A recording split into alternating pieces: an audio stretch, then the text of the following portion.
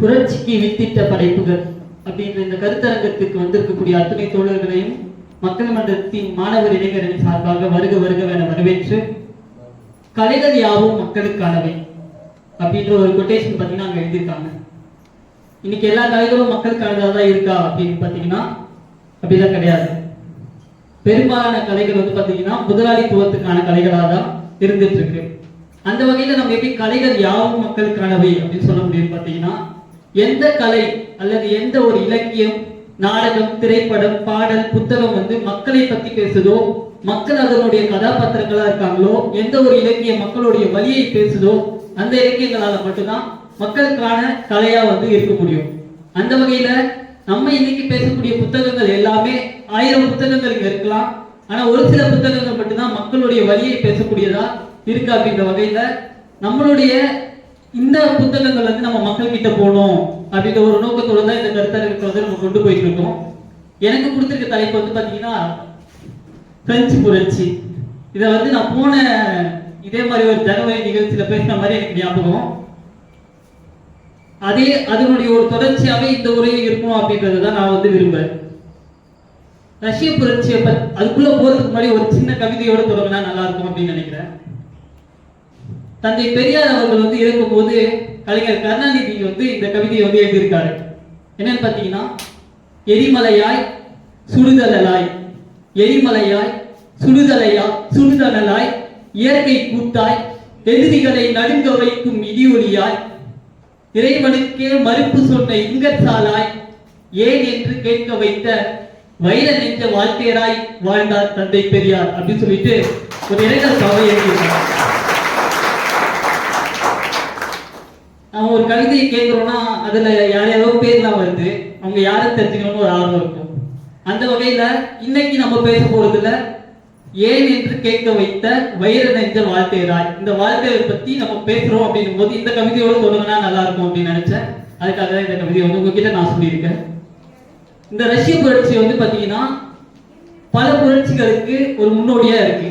ஏன்னு பாத்தீங்கன்னா 18ஆம் நூற்றாண்டு சரி, அதுக்கு அடுத்து வந்த புரட்சி ரஷ்ய புரட்சியா இருக்கட்டும், தொழில் புரட்சியா இருக்கட்டும், அதுக்கு முன்னாடியே ஒரு புரட்சி வந்திருக்குன்னா அது பிரெஞ்சு புரட்சியை தான் நம்ம வந்து பார்க்க முடியுது. இந்த பிரெஞ்சு புரட்சி எப்ப நடக்குதுன்னு பாத்தீங்கன்னா 1789 ஜூலை 14ஆம் தேதி பாஸ்டல் சிறை அப்படின்ற சிறையை பத்தி இப்போ எல்லாத்துக்கு முன்னாடி தெரிஞ்சுக்கலாம் சொல்லியிருப்பாங்க. நம்ம எல்லாருக்குமே ஒரு விஷயத்த பயம் காட்டணும் அப்படின்னா ஏதோ ஒரு வகையில நம்ம பயப்படணும். அது காரணமா இருக்கிறது ஒரு மிகப்பெரிய சிறைச்சாலையா இருக்கலாம். அப்படி ஒரு மிகப்பெரிய சிறைச்சாலை தகர்க்கப்படுது. அந்த சிறைச்சாலை தகர்க்கப்பட்ட அந்த சுவர்கள் மீது மக்கள் எல்லாருமே ஏறி நின்று சில முழக்கங்களை வைக்கிறாங்க. அதுல அவங்க வச்ச முழக்கங்கள் தான் சுதந்திரம், சமத்துவம், சகோதரத்துவம் அப்படின்ற அந்த முழக்கம். கூடவே ஒரு 2 பேரோட பேரை அவங்க எல்லாரும் சொல்றாங்க. வாழ்க ரூசோ, வாழ்க வால்டர் அப்படின்ற முழக்கம் வந்து தொடர்ந்து ஒழிச்சுட்டே இருக்கு. யார் அதை கேட்டாலுமே அவங்க வந்து அவங்களோட தலைவர்களா இருப்பாங்க, இல்ல அவங்க கூட பயணிச்சுட்டு இருந்த சக தோழர்களா இருப்பாங்க அப்படின்ற ஒரு எண்ணம் வந்து வரும். உண்மையிலேயே அந்த வால்டரோ ரூசோவும் அந்த புரட்சியை முன்னெடுத்து நடத்தினாங்களா, அந்த புரட்சியில பங்கெடுத்துட்டாங்க பாத்தீங்கன்னா கிடையாது. அந்த புரட்சி நடக்கிறதுக்கு 11 ஆண்டுகளுக்கு முன்னாடியே அவங்க 2 பேருமே இறந்துட்டாங்க. அவங்க வந்து அப்போ உயிரோடவே இல்லை. உயிரோடவே இல்லாத 2 நபர்களோட பேரை சொல்லி அந்த மக்கள் வந்து வாழ்க வாழ்க அப்படின்னு ஒரு முழக்கத்தை போடுறாங்கன்னா அப்போ அவங்க என்ன பண்ணிருப்பாங்க அப்படின்ற ஒரு கேள்விக்குறி இருக்கும். இந்த வால்டரோ ரூசோ வந்து பாத்தீங்கன்னா அவங்களுடைய எழுத்துக்கள் வழியா இந்த மக்கள் கிட்ட புரட்சிக்கான விதையை வந்து தூவிருக்காங்க. அதான் நம்ம பார்க்கிறோம், புரட்சிக்கு வித்திட்ட படைப்புகள் அப்படின்னு சொல்லிட்டு. இதை நான் சொல்லல, அந்த புரட்சியில பங்கெடுத்த மக்களை வந்து பதிவு பண்றாங்க. ரூசோவும் வால்டரோட எழுத்துக்கள் வந்து பாத்தீங்கன்னா எங்களை போராடணும் அப்படின்னு தூண்டுச்சு அப்படின்றத அந்த பிரெஞ்சு நாட்டு மக்களே வந்து பதிவு பண்றாங்க. அப்போ இந்த வால்டரை பத்தி ரூசோவை பத்தி நம்ம லைட்டா பார்த்துட்டு அதுக்கப்புறம் புரட்சிக்குள்ள போகலாம். வால்டர் யாரு அப்படின்னு பாத்தீங்கன்னா அதே பிரான்ஸ் நாட்டை சேர்ந்த ஒருத்தர். அவரோட அப்பா வந்து ஒரு வழக்கறிஞரா இருக்காரு. ரொம்ப ஏழை குடும்பம்லாம் கிடையாது, ஓரளவு பணக்கார குடும்பம் தான், கொஞ்சம் படிச்சு இருக்காரு. இவருக்கு வந்துட்டு எதை எதிர்க்கிறாரு பாத்தீங்கன்னா, பிரான்ஸ்ல என்ன ஆட்சி இருக்கும், இப்ப நம்ம நினைக்கிற மாதிரி ஒரு ஜனநாயக ஆட்சியெல்லாம் இருக்காரு. அங்க வந்து மன்னர் ஆட்சியில இருப்பாரு. அதுக்கப்புறம் உண்மையிலேயே மன்னர் ஆட்சியில இருப்பாரு பாத்தீங்கன்னா மன்னர் ஆட்சியில இருக்க மாட்டாரு. அங்க மத குருமார்கள் இருப்பாங்க, சாமியார்கள் இருப்பாங்க. அவனுக்கு தான் மன்னரோட பேர்ல அங்க ஆட்சியை செஞ்சுட்டு இருப்பானுங்க. அதுக்கப்புறம் பெரும்பாலான மக்கள் வந்து விவசாய கூலிகளாகவும் விவசாயம் செய்யக்கூடியவர்களா இருப்பாங்க. இந்த மாதிரி ஒரு சூழ்நிலை தான் இருக்கு. அப்போ இன்னைக்கு எப்படி தந்தை பெரியார் அவர்கள் மூட நம்பிக்கைகளை எதிர்த்து பல கருத்துக்களை சொன்னாரோ அதே மாதிரி அவர் வாழ்ந்த காலகட்டங்கள்ல வாழ்ந்தது வந்து பாத்தீங்கன்னா இந்த மூட நம்பிக்கைக்கு எதிராகவும் கருத்துரிமையை பத்தியும் வந்து தொடர்ந்து பல எழுத்துக்களை வந்து எழுதியிருக்காரு. அதுக்காக எந்த பாஸ்டர் சிலை தகர்க்கப்பட்டதோ அது மேல மக்கள் ஏறி நின்னாங்களோ அதே பாஸ்டர் சிலையில வாழ்ந்த வந்து கிட்டத்தட்ட 2 முறை இவர் வந்து அரசுக்கு எதிராக எழுதுறாரு, அரசுக்கு எதிராக பல கருத்துக்களை பேசுறாரு அப்படின்னு சொல்லிட்டு 2 முறை வந்து அவரை சிறையில அடைச்சிருப்பாங்க. அது மட்டும் இல்லாம ஒரு முறை நாடு கடத்திருப்பாங்க. அப்போ இவர் இதுக்குள்ள இருக்கும்போது இந்த வால்டர் அப்படின்ற பேர் வந்து அவரோட சொந்த பேரா கேட்டீங்கன்னா கிடையாது. அவரோட சொந்த பேர் வந்து வால்டர் அப்படின்றது கிடையாது. அவரோட சொந்த பேர் வந்து வேற ஒரு பேரு. எப்ப இந்த வால்டர் அப்படின்ற பேர் வருதுன்னா இவர் அவரோட சொந்த பேர்ல ஒரு கவிதை எழுதி விட்டா அது வந்து மக்கள் கிட்ட போவாது. போறதுக்கு முன்னாடியே விட பண்ணிடுவோம், வாங்கி கிழிச்சு போட்டுவா தடை பண்ணிடுவோம். அப்ப தன்னுடைய எழுத்துக்களை தடை பண்ணக்கூடாது அப்படின்றதுக்காகவே ஒரு புனைப்பெயர்ல என்ன பண்றாருன்னா வால்டர் அப்படின்ற பேர்ல தன்னுடைய கருத்துக்களை வந்து மக்கள் கிட்ட கொண்டு போய் சேர்க்கிறாரு. அது மட்டும் இல்லாம கருத்துக்கள் சொல்லும்போது இந்த கருத்தை நான் சொல்றோம். கருத்துரிமையை பத்தி நிறைய பேர் பேசுறோம். என்னன்னு பாத்தீங்கன்னா நான் பேசணும், கருத்துனா நான் பேசுறது எழுதுறது இல்ல சார்ந்த கருத்துக்களை வந்து உங்ககிட்ட சொல்றதா கருத்துரிமை. நான் வந்து என்னோட கருத்துரிமைக்காக போராடலாம், அப்படி இல்லாட்டி எனக்கு தெரிஞ்ச என்னுடைய நண்பர் வந்து பேச விடுங்க, அவர் ஏன் பேச வேணா தடை பண்றீங்க அப்படின்றதுக்காக போராடலாம். ஆனா இந்த வாழ்க்கை தான் முதல் முறையா என்ன பண்ணிருப்பாருன்னு பாத்தீங்கன்னா எதிரியோட கருத்தையும் கேட்கணும், உன்னோட கருத்துக்காகவும் நான் போராடுவேன் அப்படின்றத இந்த வாழ்க்கை தான் முதல் முறையா சொல்றாரு. அதுவும் என்ன சொல்றாரு போராடலாம் சொல்ல, அதாவது நீ சொல்றதுல எனக்கு மாற்று கருத்து இருக்கலாம், நீ சொல்றதை வந்து நான் ஏத்துக்க மாட்டேன், ஆனா அதை சொல்றதுக்கு உனக்கு உரிமை இருக்கு. அது அந்த உரிமையை வந்து உன்னை யாராச்சும் தடை பண்றாங்கன்னா நான் சாகிற வரைக்கும் அதுக்காக போராடுவேன், உன்னோட உரிமையை வந்து நான் மீட்டு கொடுப்பேன் அப்படின்றத முதல் முறையா இந்த வாழ்க்கை தான் வந்து சொல்லியிருக்காரு.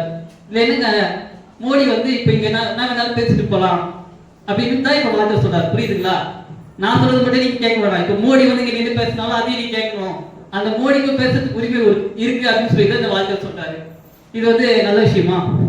எதிரி பேசுறதையும் நம்ம கவனிச்சுக்கலாமா, பாராட்டலாமா? எதிரியோட சொன்னாங்க மேரி ஆண்டனி வந்து பேசும்போது என்ன சொல்லியிருப்பாங்கன்னா ரொட்டி இல்லைன்னா என்ன, அவங்க போய் கேக் வாங்கி சாப்பிட சொல்லுங்க, அரசு திவாலானா என்ன, மக்களுக்கு இன்னுமா அதிகமா வரி போடுங்க, இதெல்லாம் எதிர்கருத்து. கரெக்டா?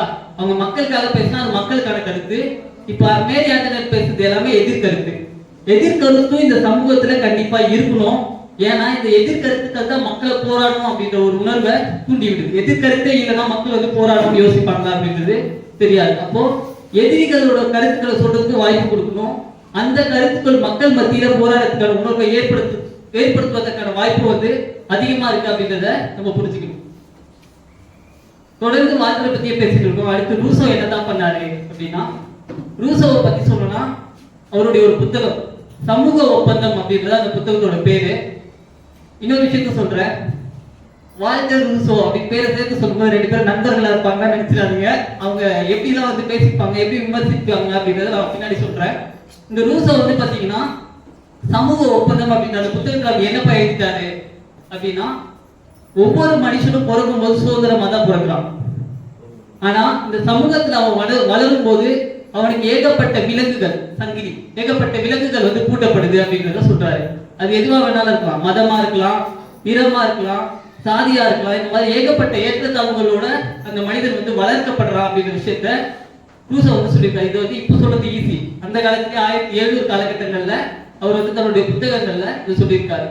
அது மட்டும் இல்லாம ஒரு குறிப்பிடத்தக்க விஷயம், சமூக ஒப்பந்தம் அப்படின்ற அந்த புத்தகத்துல அப்பவே ரூசோ வந்து சொல்லியிருக்காரு. கூடவே அன்னைக்கு மக்கள் அந்த 11 வருஷம் கழிச்சு போராட்டம் பண்றாங்கன்னா அதுக்கு முன்னாடியே இவர் எழுதிட்டாரு. என்ன எழுதினாருன்னா, யார் ஒருத்தர் வன்முறையை வச்சு ஆட்சி செய்யறானோ, என்கிட்ட எல்லா அதிகாரமும் இருக்கு, நான் என்ன வேணாலும் பண்ணலாம் அப்படின்ற ஒரு அதிகாரத்தினரோட வன்முறையை வச்சு ஆட்சி செய்யறானா அவன் கண்டிப்பா வன்முறையால் மட்டும்தான் வீழ்த்தப்படுவான் அப்படின்றது அன்னைக்கே சொன்னாரு. இந்த பாஸ்டர் சிறைச்சாலை வந்து கண்டிப்பா ஒரு நாள் உடைக்கப்படும் அப்படின்றத அன்னைக்கே ரூசோ வந்து சொல்லியிருந்தாரு. அவர் சொன்னது அப்படியே நடந்தது. இந்த வால்டர் ரூசோவை எந்த மாதிரி நபர்கள் பாத்தீங்கன்னா, வால்டரை விட ரூசோ வந்து பாத்தீங்கன்னா ஒரு 16 வயசு சின்ன பையன். ஒரு பெரியவர் அப்படின்ற மரியாதைக்காக இல்ல, அவருக்கு வந்து பிடிக்கும், வால்டர் வந்து பிடிக்கும், அதுக்காக தன்னோட புத்தகங்கள்லாம் எழுதி நான் இந்த மாதிரி ஒரு புக் எழுதியிருக்கேன், இதை படிச்சுட்டு எப்படி இருக்குன்னு சொல்லுங்க அப்படின்னு சொல்லிட்டு அனுப்பிவிடுவாரு. யாருக்கு? வால்டருக்கு ரூசோ அனுப்பிவிடுவாரு. அனுப்பிவிடும் போது ஊரே அந்த புத்தகத்தை புகழ்ந்து பேசும், ரூசோ ஒரு புத்தகத்தை எழுதிட்டாருப்பா. ஈவன் நீங்க வந்து பாத்தீங்கன்னா அந்த ரஷ்ய புரட்சியோட பைபிள் அப்படி எதை சொல்லுவாங்கன்னா, ரூசோ எழுதுனா அந்த சமூக ஒப்பந்தம் அப்படின்ற புத்தகத்தை தான். அந்த புத்தகத்தை வால்டர் படிச்சுட்டு என்ன சொல்லியிருப்பாருன்னா, நீ எழுதிக்கக்கூடிய இந்த கருத்தை படிக்கும்போது நான் திரும்பவும் மனிதன்ல இருந்து விலங்கா மாறின மாதிரி உணர்றேன் அப்படின்னு வந்து சொல்றாரு.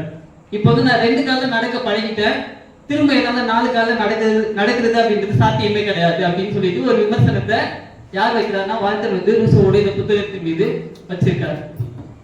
நான் இப்ப என்ன சொல்ல வரேன்னா, வால்டரும் ரூசோவும் எதிரிகளா இருந்தாலுமே அவங்களுடைய எதிரிகள்ல விமர்சனங்கள் மாறி மாறி வச்சுட்டாலுமே அவங்களோட நோக்கம் எதை நோக்கி இருந்ததுன்னா புரட்சியை நோக்கியானதா இருந்தது அப்படின்றத நம்ம உணரணும். நம்ம பக்கத்துல இருக்க நம்மளை பாராட்டிட்டே இருந்தா தான் நான் கூட சேருவேன் அப்படின்றது கிடையாது. என்னை பாராட்டுறதோ என்ன திட்டுறதோ முக்கியம் கிடையாது. என்னுடைய நோக்கம் எதுவா இருக்கு, என்னுடைய எண்ணம் எதுவா இருக்கு அப்படின்றதான் நம்ம வந்து பார்க்கணும் அப்படின்ற விஷயத்த நம்ம புரிஞ்சுக்கணும்.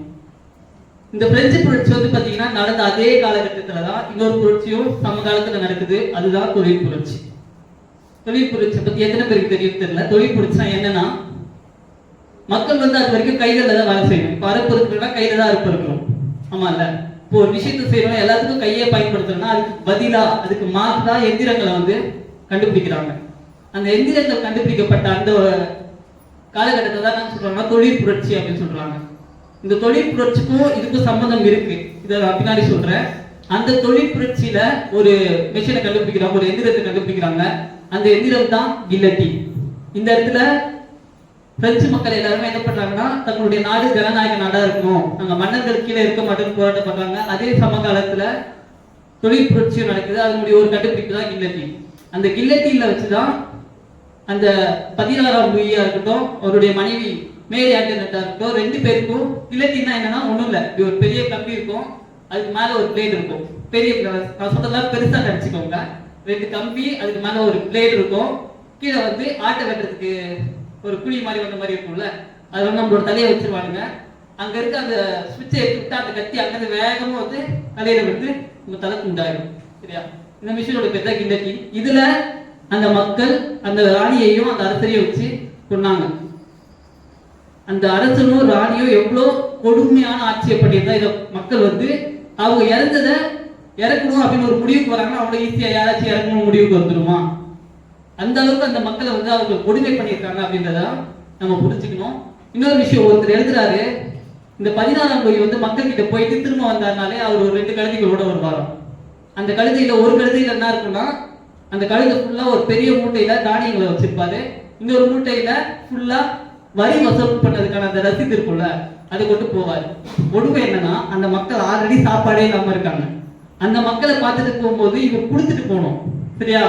மக்கள் கிட்ட தாங்கிட்ட இருக்கிறத கொடுத்துட்டு போகணும். அதுக்கு பதிலாக என்ன பண்ணுவாருன்னா, தானியங்களையும் இருக்க கொஞ்ச நேரத்துக்கு ஆட்சியை பிடிக்கிட்டு அதை அவர் வந்து அவருடைய அரண்மனைக்கு கொண்டு போகக்கூடிய ஒரு நபர் தான் இந்த 16ஆம் லூயி.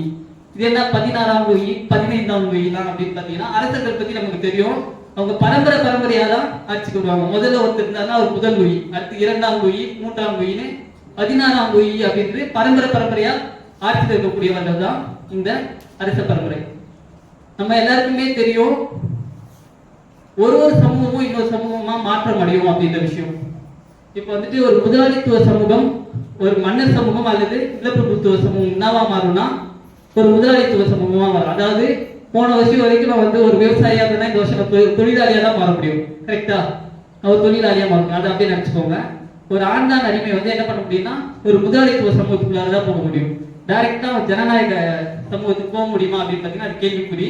ஆனா இந்த பிரெஞ்சு நாட்டுல வந்து அரசர்கள் ஆட்சி செய்யறாங்க. அடுத்து என்ன வந்திருக்குன்னா முதலாளித்துவம் தான் வந்திருக்கணும். ஆனா முதலாளித்துவத்துக்கு வந்து மக்கள் வந்து என்ன பண்றாங்க, அந்த இடத்துக்கு ஆட்சி போறாங்க. அதாவது அங்க ஜனநாயகம் வருது. இது வாய்ப்பு இருக்கா? அப்படி நடக்க முடியுமா? நான் இங்க இருக்க நானே இந்த இடத்துக்கு தான் போகலாம், இங்க இருந்து ஜம்ப் பண்ணி ஒரே அங்க போக முடியாது. கரெக்டா? ஆனா அது நடந்திருக்கு. அப்படி நடக்குதுன்னா அது ரொம்ப நாள் நிலைச்சிருக்காது அப்படின்றதுக்கு பிரெஞ்சு புரட்சி வந்து ஒரு உதாரணம். காரணம் என்னன்னா, மக்கள் எந்த அரசுதான் எனக்கு வேணாம், மன்னராட்சியே வேணாம் அப்படின்னு போராட்டம் பண்ணாங்களோ அதே பிரெஞ்சு நாட்டில் திரும்பவும் யார் ஆட்சிக்கு வராருன்னா நெப்போலியன் போன பார்த்து என்ன பண்றாரு, ஆட்சிக்கு வராரு.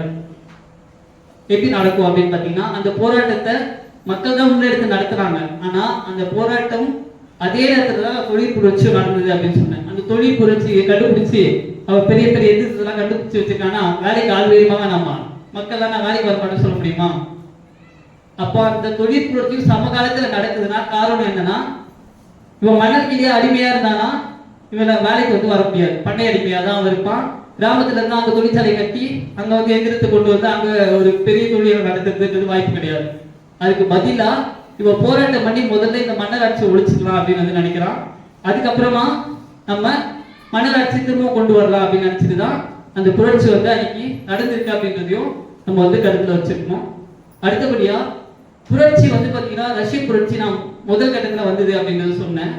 அந்த மக்களுக்கு என்னதான் வந்து அப்படி தேவை இருந்தது, எதுக்காக வந்து அவ்வளவு பெரிய புரட்சி பண்ணாங்க, அதை பத்தி நம்ம எதுக்கு இப்ப தெரிஞ்சுக்கணும்னு பாத்தீங்கன்னா ஒரு சில விஷயங்கள் மட்டும் தான் இருக்கு. அங்க வந்து மக்களுக்கு கருத்துரிமை கிடையாது, அவங்க பேசுறதுக்கு உரிமை கிடையாது, அரசாங்கத்தை எதிர்த்து எதுவுமே பேசிடக்கூடாது, அந்த மன்னர் எவ்வளவு கொடுமை பண்ணாலும் அமைதியா அதை வந்து கேட்டுட்டு இருக்கணும். இது முதல் விஷயம். ரெண்டாவது விஷயம் வந்து பாத்தீங்கன்னா அங்க பஞ்சம் பட்டினி அப்படின்றது ரொம்ப அதிகமா இருந்துட்டு இருந்தது. மூணாவது விஷயம், இங்க எப்படி இந்து மதம் இருக்கோ அதே மாதிரி அங்க கிறிஸ்துவ மதம் வந்து அவங்க சொல்றதுதான் செய்யணும். எல்லா சொத்தும் நிலங்களை யார் பேர்ல இருக்கணும், அந்த மத குருமார்கள் பேர்ல இருக்கும், அவங்க சொல்றதுதான் அங்க நடக்கும். அவங்க கொஞ்சம் கூட மக்களை பத்தி யோசிக்க மாட்டாங்க. இந்த 3 காரணங்களுக்காக தான் அங்க பிரான்ஸ்ல புரட்சி நடந்தது. அதுக்கும் நமக்கு என்ன சம்பந்தம்னா கிட்டத்தட்ட அதுதான் இங்க நடந்துட்டு இருக்கு. அந்த பிரான்ஸ் அப்படின்றத தூக்கிட்டு அங்க இந்தியான்னு போட்டுருங்க, இங்க கிறிஸ்துவ மதம் அப்படின்றத தூக்கிட்டு இந்து மதம் போட்டீங்க, எல்லாமே அப்படியே பொருந்தும்.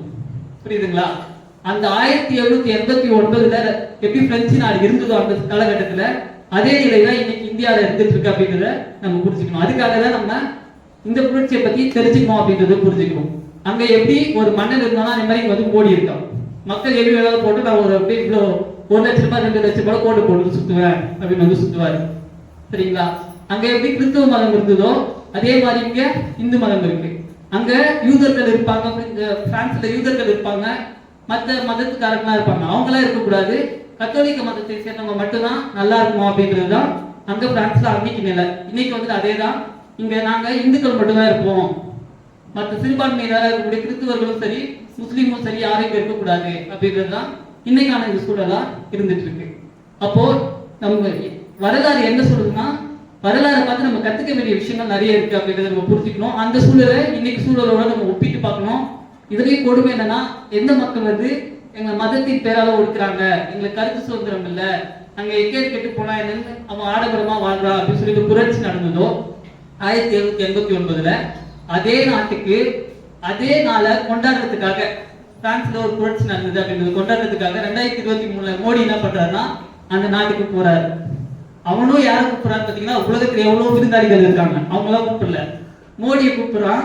மோடியும் போயிட்டு அந்த அதிபரை பார்த்து கை குடிச்சு கட்டி பிடிச்சி வாழ்த்துக்கு வந்து சொல்லிட்டு வர்றாரு. புரியுதுங்களா? அப்போ இந்த மாதிரி தான் இன்னைக்கு வந்து இந்த இந்தியாவோட அரசியல் வந்து இருந்துட்டு இருக்கு அப்படின்றத நம்ம வந்து புரிஞ்சுக்கணும். அந்த வகையில நம்மளுடைய வரலாறு வந்து என்னைக்குமே ஏதோ ஒரு விஷயத்த சொல்லாது, நமக்கு தேவையான விஷயங்களை சொல்லிட்டு தான் இருக்கு. பிரெஞ்சு புரட்சியில எப்படி அந்த மக்கள் ஒரு எந்த ஒரு நேரத்துலயும் புரட்சி வந்து உடனே தான் வராதுங்க, நாளைக்கே இப்படி ஒரு புரட்சி வருமானா அப்படிலாம் வராது. புரட்சி வரணும், அதுக்கு முன்னாடியே தயாரிப்புகள் இருக்கணும். அதுக்கான ஒரு தயாரிப்பா தான் இங்க மாதம் ஏதோ ஒரு கூட்டம் வந்து நடந்துட்டு இருக்கு. அப்ப நம்ம வந்து அதுக்காக நம்ம தயார்படுத்திக்க வேண்டிய ஒரு காலகட்டத்தில் இருக்கும். இன்னொரு விஷயம் மட்டும் சொல்லிட்டு முடிச்சிடுறேன். பாஸ்டர் சிலை உடைக்கப்பட்டது, அவ்வளவு பெரிய சிலையை உடைச்ச கிட்டத்தட்ட ஒரு 100,000 பேர் வெளில வருவாங்க எதிர்பார்த்திருப்பாங்க மக்கள் எல்லாரும். உண்மையிலேயே வெளியில வந்தது வெறும் 7 பேர் தான். எவ்வளவு பேரு? அவ்வளவு பெரிய சிலையில இருந்து வெளியில வந்தது வெறும் 7 பேர் தான். அந்த 7 பேரும் வெளியில வந்தாங்க. வெளியில வந்து ஒரு 5 நிமிஷம் தான் வெளில இருப்பாங்க, திரும்ப சிறைக்குள்ளேயே ஓடிட்டாங்க.